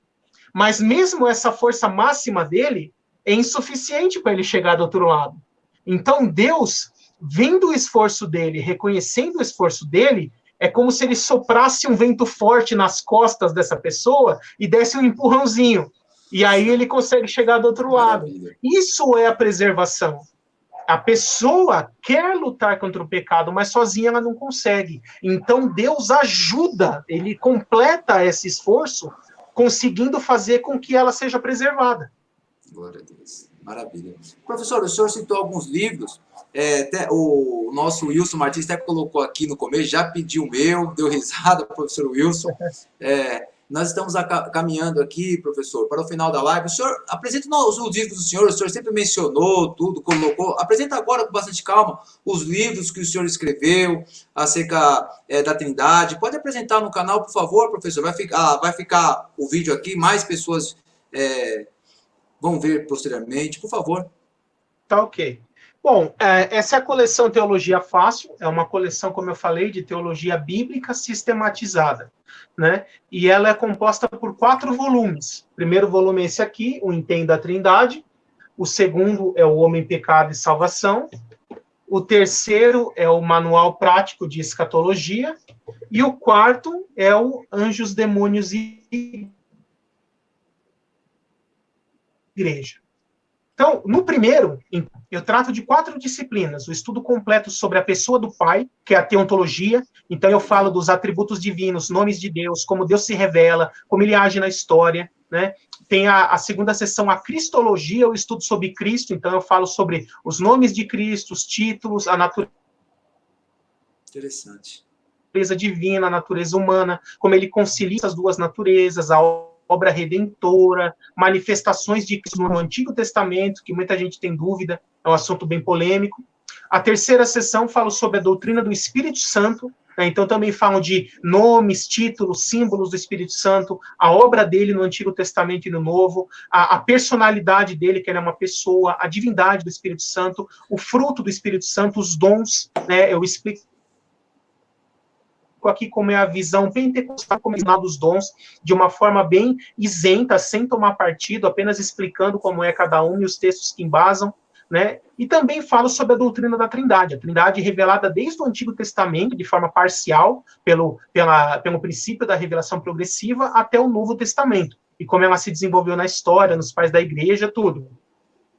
Depois, no volume 2, O Homem, Pecado e Salvação, eu trato mais 3 disciplinas da teologia. Então, eu falo estudo sobre o ser humano, antropologia bíblica. Então, eu falo como era o ser humano antes da queda, como ele ficou depois da queda, como ele será após a redenção futura. Falo sobre o que é o corpo, o que é a alma, o que é o espírito, a diferença entre alma e espírito, e várias questões relacionadas aqui. Doutrina de morte da alma, sono da alma, se alma e espírito são a mesma coisa ou não, que é dicotomia e tricotomia. Estudo a respeito da origem da alma, em que momento surge a alma no ser humano. Né? Várias questões assim, relacionadas ao ser humano. Doutrina sobre o pecado, eu falo então o que é o pecado, como começou o pecado na criação, lá com a queda de Satanás e dos anjos, depois como o pecado contaminou o homem, a forma com que o pecado afetou o homem, e o que ele causa, e o plano de Deus para destruir o pecado na história. Né? E por último, a doutrina da salvação. né, em mais 6 capítulos, aí onde eu falo sobre os decretos de Deus, a cruz de Cristo, né, tudo que o sacrifício de Cristo na cruz nos proveu. Eu falo sobre a presciência, sobre a soberania, como explicar Romanos 9, eu falo sobre os 5 pontos da salvação, falo sobre a doutrina da preservação, falo sobre monergismo e sinergismo, né, a origem de cada um, no que consiste cada um, sempre tudo com base bíblica, né, eu sempre coloco muita base bíblica em tudo que eu escrevo. Manual prático de escatologia, eu falo tudo sobre profecias, fim dos tempos, então eu começo todo com um panorama bíblico, depois ensino sobre os métodos de interpretação, o alegórico, o literal, quando e como utilizá-los, falo sobre as alianças de Deus na história, profecias do livro de Daniel, como as 70 semanas, os impérios mundiais, falo do sermão profético de Cristo, ali de Mateus 24, falo o que ocorre após a morte, para onde vai o salvo, para onde vai o perdido, que lugares são esses, se céu e paraíso são o mesmo lugar ou lugares diferentes. Né, falo do período tribulacional, separado nos 3 grupos. O que ocorrerá com a igreja durante a tribulação, com Israel durante a tribulação e com os gentios ímpios durante a tribulação. Aí, nesse meio, eu falo de anticristo, falso profeta, marca da besta, 144 mil, 2 testemunhas e por Excelente. aí vai. Né? A linha escatológica do senhor, qual que é, professor? É pré-milenista, pré-tribulacionista. Sou dispensacionalista revisado. Vou trazer o senhor aqui, assim, o senhor, para poder... Já tivemos aqui um professor, ele é meso, ele explicou o porquê. Em julho vai vir um pastor, também um doutor, para falar acerca do pós, e dentro de todos esses livros que o senhor mencionou, eu vou colocar na descrição do vídeo, não quero atrapalhar, obviamente, a conclusão do senhor. O pastor Alex Santos colocou assim: eu quero o manual prático da escatologia. Eu vou colocar aqui os nomes, aqui também o contato do professor, se assim o senhor permitir, na descrição, tá bom, professor? Para que as pessoas possam poder ter acesso aos... Aí ele colocou muito boa aula, aí o Eduardo colocou muito boa explicação. Eu vou convidar o senhor para poder explicar acerca dessa visão pré-tribulacionista que o senhor tem. Com certeza o senhor vai vir mais vezes, professor. Eu venho sim, sem problemas. Né? E para concluir, o volume 4, sim. Anjos, Demônios e Igreja. Então eu trato de tudo relacionado aos anjos. Então, origem dos anjos, tipos de anjos, o que os anjos fazem, o que eles não fazem, as funções deles. Né? Falo sobre os demônios, a queda dos anjos, que foi a origem dos demônios. Falo sobre Satanás, tudo a respeito de Satanás. Falo a respeito dos outros demônios. Inclusive, um tema bastante polêmico da hierarquia dos demônios, né? Principados, potestades, dominadores, né? O que são cada um deles e a esfera que cada um deles age, tudo de uma forma bem bíblica, né? E a doutrina da igreja, né? Que são as últimas 3 disciplinas, né? Anjos, demônios e igreja. Aí na doutrina da igreja eu falo desde a origem da igreja, o plano de Deus para a igreja, o início da igreja, as próprias definições do termo, a diferenciação entre igreja espiritual e igreja local, né? Falo também dos ofícios da igreja, né, dos oficiais, então falo diácono, presbítero, bispo, pastor, falo também das ordenanças da igreja, ceia, batismo, congregar nas igrejas, sobre a questão do dízimo, se tem algum dia sagrado para o cristão ou não, se existem restrições alimentares ou não, se o cristão pode ter arma em casa, por exemplo, até questões sobre essa, quando eu trato na questão da relação igreja e Estado, como trabalhar essa questão igreja e Estado, até onde vai cada um, né? Enfim, todos os assuntos relacionados à doutrina da igreja tem aqui também. Isso é bom, professor, porque está tão polarizado hoje. Eu ministro aula no cursinho de Constituição, e quando nós colocamos um posicionamento, a pessoa fala bolsonarista. Quando coloca outro, lulista, mas as pessoas às vezes não conseguem entender que há uma relação, Deus não está desassociado com as instituições, na verdade toda a terra e sua plenitude pertence a Deus, todo esse cargo estatal, político, religioso, tudo pertence a Deus. O problema é a forma que é usada. Esse livro é muito bom, eu vou adquirir para poder me armar para futuras perguntas, porque as pessoas... Sim, vai te ajudar bastante.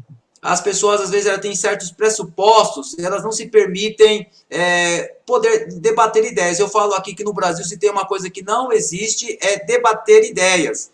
aqui, quando a pessoa ela começa a bater ideias, ela já coloca já um estereotipo, já fala, é isto, e se tranca a demais ideias, que ideias têm que ser debatidas. Professor Gabriel Porto, eu vou deixar esses 5 minutinhos para o senhor poder trazer uma mensagem de Deus, as pessoas que estão acompanhando ao vivo, vai ficar aqui. Posteriormente eu retorno com o senhor para poder agradecer e deixa Deus usar a sua vida como usou durante todos esses anos de ministério. Amém, professor? Amém. Bom, primeiramente, para finalizar essa parte da divulgação dos livros, né? Sim, por favor. Você que tem interesse no meu material, você pode adquirir diretamente comigo. Eu mando por correio para todo o Brasil. Eu posso vender os livros por depósito bancário ou cartão de crédito. Então, você pode entrar em contato diretamente no meu WhatsApp. Qual que é, professor? Já coloca agora. Então, é 11 São Paulo, né? 8697 50 43. Vou colocar agora aqui. Vamos ver se está certinho. Então, você pode adquirir fazendo um depósito ou transferência bancária na minha conta, ou por cartão de crédito. Eu também tenho maquininha de cartão e posso mandar o link diretamente para você fazer sua compra por cartão de crédito. Dá para parcelar em até 12 vezes. A coleção completa tem um desconto especial e eu entrego para todo o Brasil. Né? Você também que quer utilizar o material, um dos livros ou alguns como material de escola bíblica, né, ou fazer cursos aí na sua região onde você mora, eu também tenho vendas por atacado a partir de 10 unidades com descontos especiais, tá? Aí basta você entrar em contato comigo pelo telefone, esse que eu passei, ou até por e-mail, né? O meu e-mail é pr.gabriel.oliveira@hotmail.com. Tá? Mas eu prefiro pelo WhatsApp, se você puder, que eu respondo mais rápido ali na hora. Tá? E... Esse aqui, né, professor? 8697 50 Isso, exatamente. É esse aí, tá certo. Também recomendo que você que se interessou pelo meu trabalho assista aos meus vídeos no YouTube. Eu tenho um canal no YouTube já com cerca de 120 vídeos. Lá vocês vão encontrar vários cursos, palestras, documentários, pregações, mensagens rápidas, as minhas participações em todos os programas de televisão, participação em lives. Vocês vão encontrar muita coisa ali, um conteúdo muito bom, tudo gratuito. Tá? Qual que é o nome do canal do senhor, ô professor? É o meu nome, Gabriel de Oliveira Porto. Tá, vou colocar aqui. Isso, só colocar o meu nome, o primeiro resultado vai ser o canal. Né? E por último, para finalizar, eu gostaria de dizer para você que está nos assistindo que o objetivo maior de conhecer a Bíblia, de conhecer de ter o estudo bíblico, não é simplesmente para você achar que ficou mais sábio ou mais inteligente ou que sabe mais que outro. Ele tem que produzir frutos na sua vida. O estudo da palavra de Deus, ele serve para você se tornar um cristão melhor, mais útil para o reino de Deus e mais produtivo, um servo melhor para Deus. Então, é com esse objetivo que você deve estudar a palavra de Deus. Você deve conhecer muito bem essa doutrina para você poder ensinar a outros e transformar vidas por meio da pregação do evangelho, colocando elas dentro de um ensinamento correto, bíblico, ortodoxo, em que a vida delas poderá ser mudada por meio da transformação que o Espírito Santo de Deus causa nas pessoas por meio da pregação do evangelho. Então, esse é o meu voto para todos vocês que estão assistindo. Usem esse conhecimento para a edificação do reino de Deus sobre a terra. Não importa se você é batista, pentecostal, assembleiano, presbiteriano, não importa. Dentro da sua fé, do que você acha mais correto, o que você entende mais correto a respeito da Bíblia, lute pelo reino de Deus. Lute pelos valores cristãos. Lute para que a palavra de Deus seja ensinada e transmitida, e os valores bíblicos e os valores cristãos sejam propagados e ensinados por todos os cristãos, não apenas de forma teórica, mas de forma prática, por meio das nossas vidas, para que o mundo possa nos ver o nosso exemplo e perceber que tem algo diferente. E eles vão olhar para você e pensar assim, eu quero ter o que ele tem, eu quero ser do jeito que ele é. Né? Esse é o maior testemunho cristão que nós podemos fazer. Eu agradeço muito pela oportunidade, estou à disposição para outras lives, e que Deus abençoe a todos vocês. Professor Gabriel Porto, doutor Gabriel Porto, que Deus em Cristo possa abençoar o senhor, a família, ministério, a humildade do senhor, em estar aqui no Palavra de Fé, Salvos pela Graça. O senhor ali é professor do SBL, sou um dos alunos, e agora mais um admirador, mais um discípulo do Dr. Gabriel Porto. Muito obrigado pela humildade, e voltará outras vezes para falar acerca de escatologia. E quando se fala de escatologia, o senhor já ganhou um fã-clube aqui no Palavra de Fé, professor. Pois é porque o primeiro livro que eu escrevi foi o de escatologia, né? Já agora esse ano, agora esse mês agora está fazendo 10 anos do lançamento do Manual Prático de Escatologia, primeira edição, né? Então é o meu livro mais conhecido, o pessoal tem muita procura, muita dúvida, muita curiosidade aí, graças a Deus, e eu acabo sendo conhecido até hoje como o homem do fim do mundo, né? Professor, muito obrigado, forte abraço e até uma próxima oportunidade. Obrigado, Robson. Deus abençoe. Até a próxima. Amém.